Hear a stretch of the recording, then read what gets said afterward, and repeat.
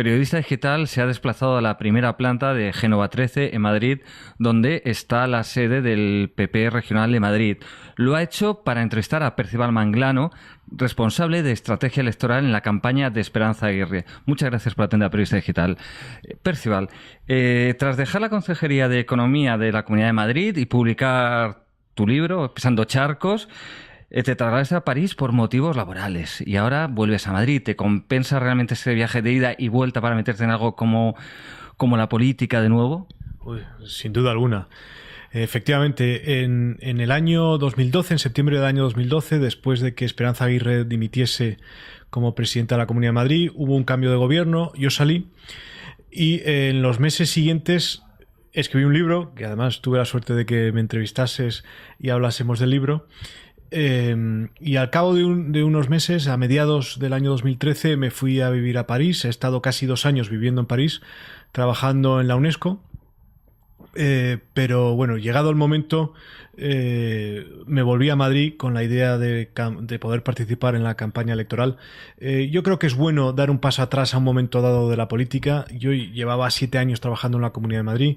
Y bueno, en el momento en que dejé de ser consejero pensé que era buen momento para hacer otras cosas. En fin, hasta tal punto que no solamente he escrito un libro, sino que me he casado y he tenido una hija, o sea que, en fin, en lo personal me ha ido muy bien.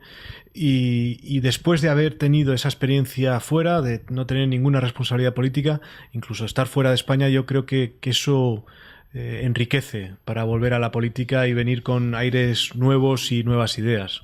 Bueno, hay que decir que para tener esa hija y después bautizarla viviste unas auténticas peripecias que contaste en un artículo divertidísimo. Y también quería hacer una decisión. Tú has trabajado este tiempo en la UNESCO y quitando tu etapa como consejero de Economía y Hacienda, viendo tu perfil profesional, incluso académico, está muy vinculado siempre al ámbito internacional. Tú fuiste asesor de Relaciones Exteriores en el Congreso, has sido director general de Cooperación, que también está muy vinculado al ámbito internacional. Lo que has comentado, has trabajado en UNESCO, tu formación incluso también es muy vinculada internacional, máster en Economía Internacional, en Economía del Sudeste Asiático.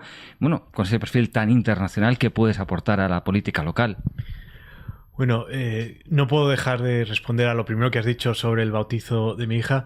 Efectivamente, aparte de escribir el libro, también decidí poner en marcha un blog y aunque la mayoría de los artículos que escribía en el blog eran sobre cuestiones políticas, de análisis, durante este tiempo también he estado escribiendo artículos de opinión, alguna cosa personal ponía y efectivamente hay un relato de lo que fue el bautizo de mi hija que es bastante surrealista y efectivamente es toda una experiencia el imaginar cómo ocurrió. O sea que invito a quien quiera que se meta en el blog y lo lea. Entonces, sobre mi experiencia internacional, efectivamente, no solamente tengo un nombre que no suena nada español, porque no lo es, y nací en Londres y he vivido bastantes años fuera de España, pero eso yo creo que ayuda y que es positivo para que las personas que nos dedicamos a la política tengamos experiencias distintas, puntos de vista distintos, porque al final un partido político, un gobierno necesita de puntos de vista muy distintos para enriquecer la labor de gobierno o, si se está en la oposición, la labor de oposición. Yo en este tiempo efectivamente me he dedicado a cuestiones de economía internacional o de política internacional y esto me ha ayudado a conocer los sistemas políticos de otros países. Incluso para escribir el libro del que hablábamos antes también estudié bastantes sistemas de otros países y dentro de la inquietud regeneradora que tengo y que comparto con muchas de las personas que participamos en la candidatura de Esperanza Aguirre al Ayuntamiento de Madrid, aunque bueno, yo no sé si voy a formar parte de esa candidatura. Hubo una audiencia hace poco, digamos que soy precandidato, pero todavía no está confirmado. Bueno, pues como decía, dentro de esa precandidatura, por así llamarla, hay mucha gente con inquietudes regeneradoras. El propio director de campaña, Íñigo Enrique de Luna, fue la persona que presentó la famosa enmienda del Congreso del año 2008 para que hubiese primarias en el Partido Popular y Y en gran medida estas inquietudes vienen dadas precisamente por experiencias internacionales, porque lo que aquí consideramos que es poco habitual, en otros países es absolutamente habitual, que para decidir quién va a ser el candidato a una elección, bueno, pues voten los afiliados del partido, que los políticos estén forzados a rendir cuentas ante su electorado y no ante las cúpulas del partido, porque las leyes electorales lo prevén, porque hay circunscripciones uninominales y por lo tanto el diputado se debe ante todo a sus electores. En fin, todo este tipo de experiencias que yo creo que España hoy por hoy está necesitada de una cierta regeneración de su política. Me hablas de regeneración y fíjate, quiero recordar unas palabras tuyas de esa entrevista a la que tú antes hacías referencia cuando sacaste Pisando Charcos. Te cito textualmente: desde el momento en el que un diputado o un concejal le debe la elección a los no a los ciudadanos, sino a la cúpula de los partidos que establecen las listas electorales, el incentivo está equivocado y las reglas básicas de la democracia están subvertidas. Pero la verdad es que, sinceramente, Esperanza Aguirre ha sido elegida por Mariano Rajoy y tú, si sales elegido, si sales y vas a la candidatura, has sido elegido por Esperanza Aguirre. Bueno, que las cosas sean como son no quiere decir que uno no pueda pedir que cambien. Las cosas son como son. Los estatutos del Partido Popular son los que son. La ley electoral en España es la que es. Que a mí me gustaría cambiarla, sí. Que se ha podido cambiar hasta ahora, no. Que ha habido iniciativas muy concretas para cambiarlas también. En esa misma entrevista creo que hice referencia, o estoy seguro que hice referencia, a la propuesta de reforma de la ley electoral que había propuesto el Partido Popular en Madrid para dividir la Comunidad de Madrid en 43 circunscripciones uninominales para que efectivamente hubiese diputados que fuesen pues que tuviesen que rendir cuentas a una serie de personas y no a la cúpula de su partido. Entonces, algo que el PP y en particular Esperanza Aguirre ha tenido la iniciativa y que va en la dirección, bueno, pues de dar mayor transparencia a los procesos de elaboración de listas, son las audiencias a las que hacía referencia antes. Es decir, toda persona que se considere para integrar la lista electoral de Esperanza Aguirre tendrá que someterse a una audiencia pública. Yo lo hice la semana pasada. La idea siendo, por un lado, que el ciudadano en el momento de votar no solamente conozca al cabeza de lista, sino que conozca también, o que tenga la oportunidad de conocer a los que acompañan al cabeza de lista. Es evidente que ninguno de los que vayamos a ir a la lista tenemos la visibilidad ni el grado de conocimiento que tiene Esperanza Aguirre, pero por lo menos nos esforzamos en darnos a conocer. Y por otro lado, también que haya un ejercicio de transparencia en el sentido de que los periodistas que han participado en estas audiencias te puedan preguntar cualquier pregunta, personal o no, que pueda influir en tus en el juicio que se pueda tener sobre ti. Por ejemplo, si teníamos cuentas fuera de España.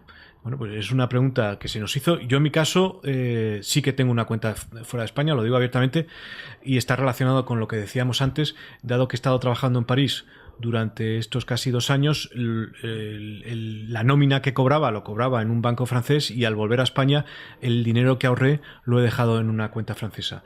Pero bueno, ese tipo de cosas yo creo que es legítimo que se nos pregunte por ello y que demos explicaciones al respecto.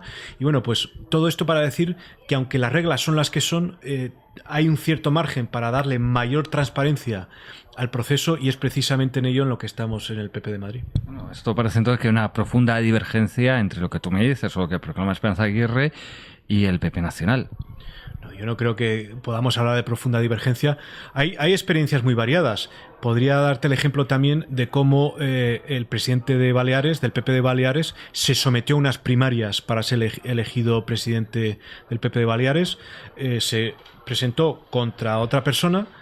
Él ganó las elecciones y después, cuando llegó a ser presidente de Baleares, a esa persona a quien le había ganado las primarias le nombró consejero de turismo, nada más y nada menos en Baleares. Es decir, que sí que hay experiencias en el PP en este sentido. Hay un debate interno, hay gente que opina una cosa, hay gente que opina otra, es legítimo. Es legítimo también que se diga que mientras no cambien los estatutos, bueno, pues los que tenemos una opinión como la que tenemos aquí en el PP de Madrid, estamos, bueno, no podemos, nos tenemos que someter a esos estatutos. Pero bueno, el caso es que hay un debate vivo y nada impide que debatemos al respecto.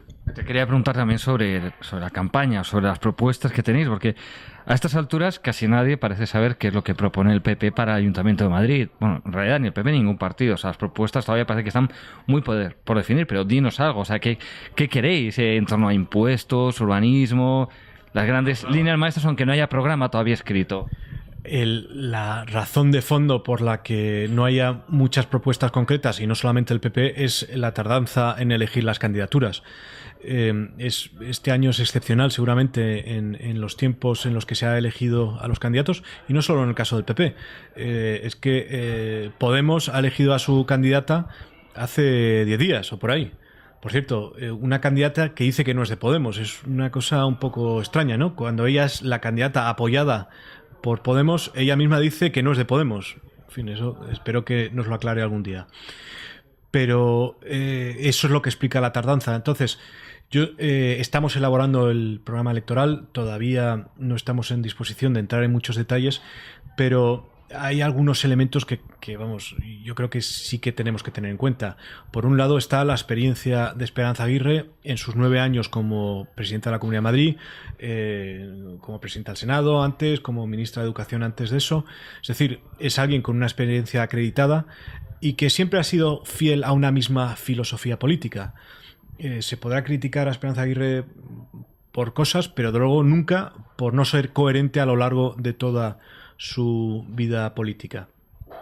Y, perdón, y en este sentido, bueno, pues la idea de que se vayan a bajar los impuestos, de que la administración deba ser humilde, cercana, a pie de calle, el que se vaya a descentralizar los servicios del ayuntamiento, esos son las bases del proyecto que presenta Esperanza Aguirre, que habrá que hilar más fino, eso es sin duda, pero la clave es cuál es su filosofía política, cuál ha sido el criterio que ha seguido para tomar sus grandes decisiones políticas hasta ahora, cosa, por cierto, que le distingue del resto de los candidatos. Es decir, ningún otro candidato a alcalde de Madrid tiene experiencia de gestión pública, ninguno ha tenido un puesto ejecutivo. Esperanza Aguirre... Hombre, hay un ministro, un exministro. Es a la Comunidad de Madrid, yo me refiero al Ayuntamiento de Madrid. Entonces ella tiene una filosofía política y la ha aplicado en acciones concretas a lo largo de su carrera política.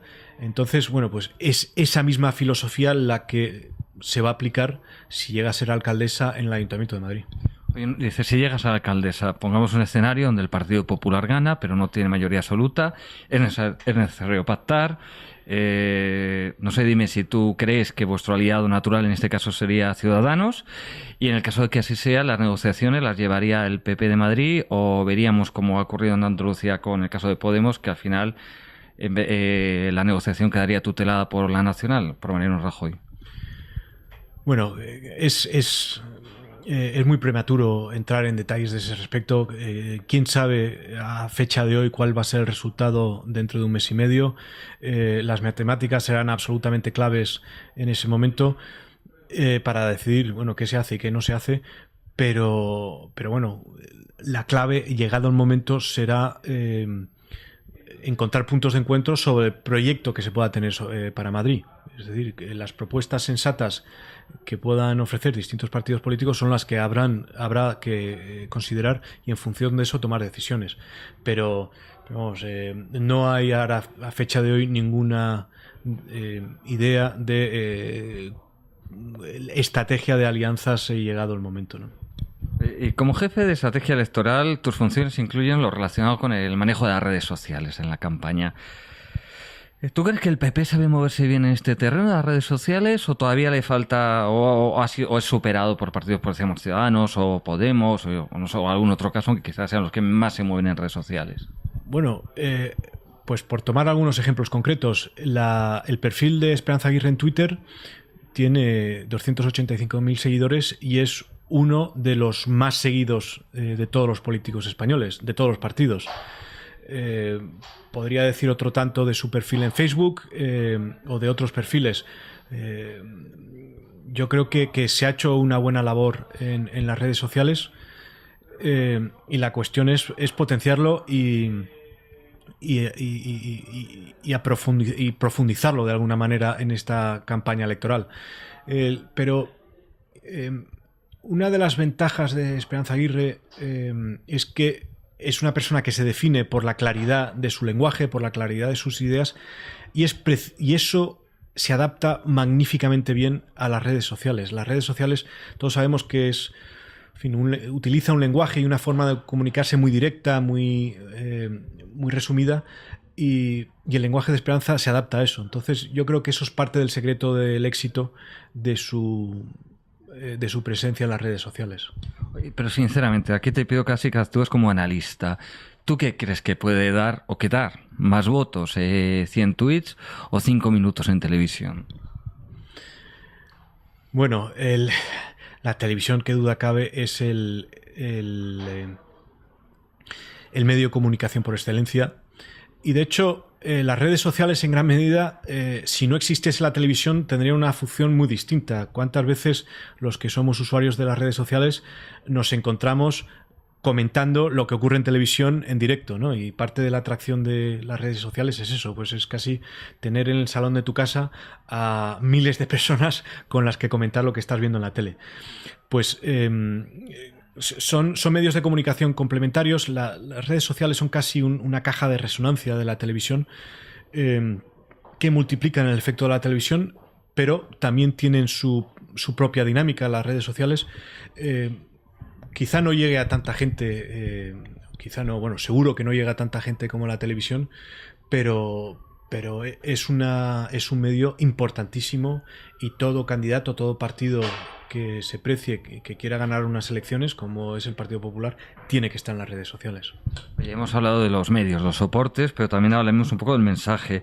Esperanza Aguirre ha criticado, de hecho creo que hoy mismo lo ha hecho a través de Twitter además, que el PP se centre demasiado en hablar en economía. ¿De qué tiene que hablar tu partido para conectar con los ciudadanos que parece cada vez más desencantados de la política?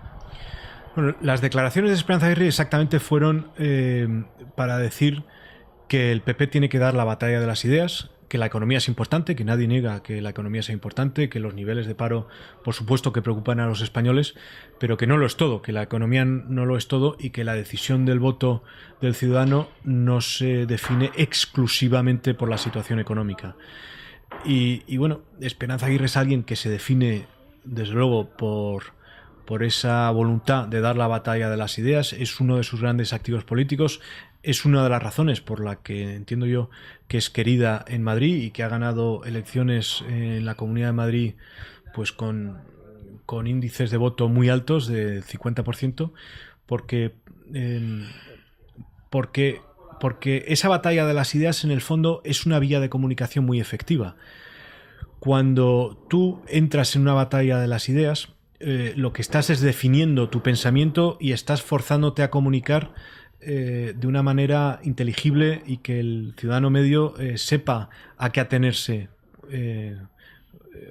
cuando haces esas declaraciones y en general cuando tomas decisiones políticas. Entonces, como digo, la Esperanza Aguirre se define por esa capacidad que tiene para comunicar a través de su estrategia de dar la batalla de las ideas. La política en gran medida es precisamente la confrontación de ideas. Hay gente que piensa una cosa, hay gente que piensa otra en la sociedad, y de lo que se trata es de dar argumentos de por qué una posición es mejor con la otra. O sea, te obliga a estar constantemente justificando las ideas y las iniciativas que tienes. Entonces, Eso es lo que plantea Esperanza Aguirre, yo creo que con mucha razón. Y si el PP tiene que, en fin, que hacer un esfuerzo en este año electoral por llegar a, bueno, pues a ciertos votantes que pueden estar defraudados con la situación de los últimos años, una vía para llegar a ellos, sin duda alguna, es la batalla de las ideas. Esta batalla de ideas se confronta también en los medios, y es verdad que personas como Esperanza Aguirre no tienen miedo de salir en televisión, debatir. Tú mismo te hemos visto en algunas televisiones, nos estás atendiendo. Y hay unos pocos miembros del Partido Popular que lo hacen, pero la realidad, y esto me lo han comentado compañeros tuyos de partido de distinto nivel, que es que, por ejemplo, en las televisiones locales o autonómicas, muchos sitios, es muy difícil encontrar a alguien del partido que quiera ir a debatir con miembros de otros partidos o con periodistas.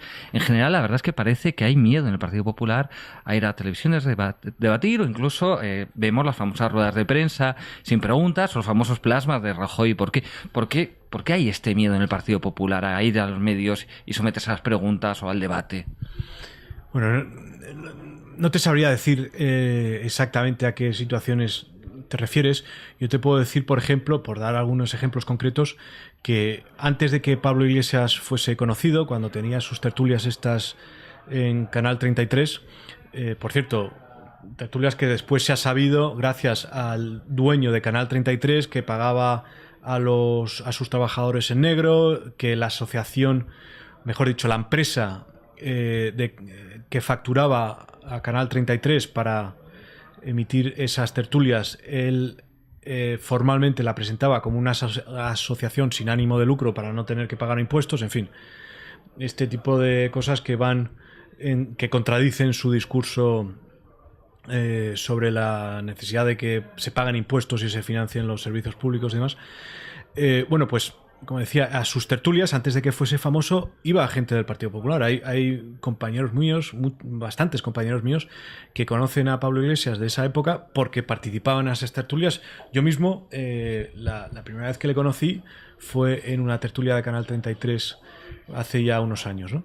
Entonces, bueno, mi experiencia aquí en la Comunidad de Madrid y en el PP de Madrid es que los debates se dan y en fin, añadiría una idea, y es algo que ha anunciado Esperanza Aguirre hoy mismo, y es su voluntad de debatir con los demás candidatos a la alcaldía de Madrid. Yo creo que esto es una muy buena noticia, en el sentido de que el ciudadano quiere que haya confrontación de ideas, que haya batalla de ideas, y esto, la forma de hacerlo es a través de debates. Vamos, es un pilar de las democracias avanzadas el que haya debates electorales, y hoy mismo, como digo, Esperanza Aguirre ha dicho que se presta a tener estos debates. Oye, una cosa me está llamando la atención a lo largo de esa conversación.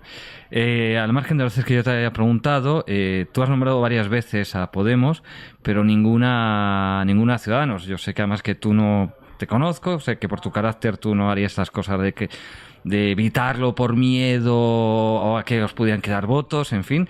Pero entonces mi pregunta es, ¿para ti es un actor más relevante Podemos que Ciudadanos? ¿Tenéis más miedo al daño que os puede hacer Podemos que Ciudadanos? ¿O por qué pareces bastante más interesado en el partido de Pablo Iglesias que en el de Albert Rivera? Hombre, la razón fundamental es que la amenaza que supone Podemos para España no la representa Ciudadanos. Es decir, Podemos es un proyecto político que pone en riesgo ciertos cimientos de la democracia española tal y como existe hoy y tal y como fue creada en el año 78, ¿no? Por la Constitución del 78. Ciudadanos no es un actor que tenga ese peligro. Ciudadanos, bueno, por otro lado, si me pides que hable sobre Ciudadanos, bueno, en muchas cuestiones es un partido que podemos estar de acuerdo en planteamientos que hacen. Lo que pasa es que a menudo es difícil juzgar exactamente qué dice o qué defiende o qué plantea Ciudadanos, porque hay una cierta cacofonía de mensajes. Sin ir más lejos, aquí en la Comunidad de Madrid, el candidato a la Comunidad de Madrid dice que hay que subir los impuestos. En concreto ha dicho que hay que acabar con la bonificación del impuesto de sucesiones, y sin embargo en otros sitios dicen que hay que bajar los impuestos. Entonces, en fin, no sabes a veces muy bien a qué atenerte con Ciudadanos. Pero vamos, la razón fundamental es la que he dicho antes, que Podemos es una amenaza y Ciudadanos es un actor que se define por por una sensatez, que no tiene Podemos, aunque a veces es difícil saber exactamente qué defienden. Igual que a ti te entrevisté por Pisando Charcos, a Albert Rivera le entrevisté también por un libro suyo sobre la regeneración democrática, y tengo que decirte que, no te voy a decir que todo el libro, pero a lo mejor un 75% del libro compartían las ideas. Bueno, puede ser. Yo ese libro no lo he leído. Yo he leído otros libros de regeneración, el de Albert Rivera no lo he leído. Vamos, aquí hay una idea que, en fin, que yo creo que es importante resaltar, y es que la regeneración, la voluntad de cambiar las cosas, el inconformismo, si me apuras, la indignación, no es un monopolio de la izquierda. Aquí parecería que los únicos indignados o los únicos que tienen ganas de que cambien las cosas es la gente de izquierdas, y que si uno no tiene voluntad de ocupar la Puerta del Sol, pues no es un indignado. Oiga, no, perdone, hay mucha gente de centro derecha, que tiene un cierto grado de indignación, que también quiere que haya una regeneración en la política española, y que también quiere que haya más transparencia, que haya un cambio en la ley electoral, etcétera, etcétera. Y bueno, pues sea en el PP o sea en otros partidos, esa pulsión existe, esa voluntad inconformista existe, y bueno, sería absurdo darles la bandera del inconformismo en monopolio a la izquierda. Oiga, no, en absoluto. Y hoy en este ansia de regeneración estaría, tú lo propones, muchos más lo proponen, y es una idea cada vez más extendida, las primarias dentro de los partidos. Tú mismo lo has defendido muchas veces, Esperanza Aguirre también. ¿Cuándo crees que va a haber primarias dentro del Partido Popular? Bueno, pues la respuesta exacta sería cuando los estatutos del Partido Popular lo prevean. Es decir, cuando en un congreso del Partido Popular se presente una enmienda y se vote mayoritariamente para que la haya. Esa es la enmienda, como he dicho antes, que presentó Íñigo Enrique de Luna, el hoy director de campaña del Partido Popular de Madrid, en el año 2008 en el Congreso de Valencia. Una enmienda que se votó, que no se aprobó, pero que muchos de los que la defendimos entonces la seguimos defendiendo, y yo tendría tendencia a pensar que hoy, en el año 2015, hay más gente a favor de esa enmienda de lo que la hubo en el año 2008. Entonces, bueno, pues a eso habrá que esperar. Oye, pero terminamos una pregunta que te pido que pises charcos dentro de tu partido. A veces da la impresión de que Esperanza Aguirre es la Pepito Grillo del Partido Popular, la única voz discordante en torno a lo que hace Mariano Rajoy en un partido en el que parece que la autocrítica no funciona. ¿Tú crees que realmente es sano esta imagen, que no sé si corresponde a la realidad desde dentro, que es la impresión que nos da, de cerrar filas en torno a Mariano Rajoy, al líder, y no reconocer que a lo mejor se han hecho cosas mal, no reconocer los fallos, o que incluso cuando vemos que hay críticas, lo que vemos son críticas de una persona de la cúpula muy concreta a otra persona muy concreta, pero nunca siempre salvando a Mariano Rajoy? ¿Eso tú crees que es sano? Bueno, yo negaría la mayor, en el sentido de que ha habido más voces que han pedido autocrítica. En fin, me acuerdo ahora, tomando el ejemplo de las elecciones andaluzas, cuyo resultado, bueno, pues objetivamente no fue bueno para el Partido Popular. Al día siguiente de las elecciones, el lunes, que hubo en el Partido Popular un comité ejecutivo, fueron varias las voces que dijeron que había que hacer autocrítica, que este resultado había sido malo. En fin, así de memoria me acuerdo ahora mismo de Alicia Sánchez Camacho, la presidenta del PP de Cataluña, de Jesús Posada, el presidente del Congreso de los Diputados, de García Margallo, el ministro de Asuntos Exteriores, que dijeron que bueno, que sí, que el resultado no era bueno y teníamos que reflexionar al respecto. A veces, sí, las declaraciones de Esperanza Aguirre tienen más repercusión que las de otras personas, en parte también, como dice ella, porque ella habla a través de declaraciones y no de filtraciones. Una de las cosas, yo diría, más criticables del fondo de la pregunta que me haces es que haya gente cuyas opiniones se transmitan no a través de declaraciones, sino a través de filtraciones. Es decir, borrando el sujeto, el nombre del sujeto que está dando esas opiniones. Yo creo que, en fin, que aquí ya somos todos mayores y tendríamos que poder dar nuestras opiniones, o deberíamos dar nuestras opiniones siempre en primera persona y diciendo quiénes somos. Pero bueno, ya digo que sí, que Esperanza da su opinión, a veces su opinión es que tiene más repercusión que la de otros, pero ha habido muchas otras voces que han llamado a hacer un ejercicio de autocrítica ante, en particular, el resultado de las elecciones andaluzas. Bueno, Percival, como sé que tienes que acudir a las audiencias para examinar a quienes quieren ser candidatos en la lista, que me temo que además va a ser esta sala que está en nuestras espaldas porque cada vez se está acumulando más gente esperando, pues no te molesto más. Muchísimas gracias por atender a Periodista Digital. Ha sido un placer, muchísimas gracias.